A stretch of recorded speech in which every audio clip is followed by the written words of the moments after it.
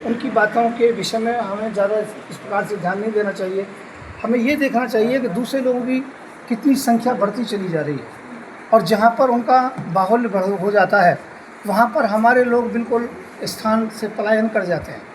हमारी मोहल्लों की स्थिति खराब हो रही है, हमारे देश की स्थिति खराब हो रही है, हमारे जो कि प्रदेशों की स्थिति खराब हो रही है।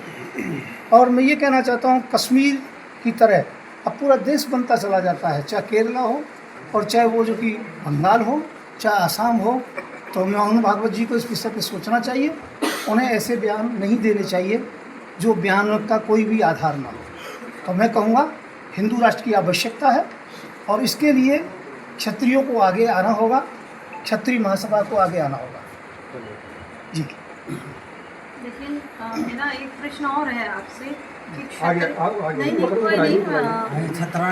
एक मेरा ये प्रश्न है कि लड़ने के लिए हमेशा क्षत्रियों को आगे कर दिया जाता है, लेकिन जब शासन की बात आती है तो क्षत्रिय पीछे क्यों कर दिए जाते हैं? ये बहुत बड़ा ज्वलंत मुद्दा है।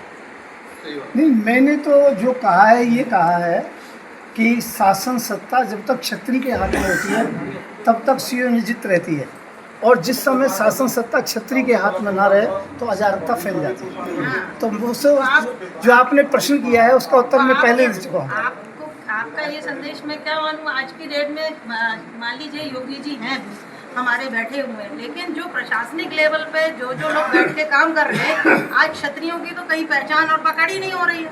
मैं तो ये कहना चाहता हूँ, अगला मुझे नहीं कहना चाहिए, योगी जी हमारे प्रधानमंत्री हैं। हाँ जी हैं और हैं। हाँ। तो आप ध्यान रखिएगा।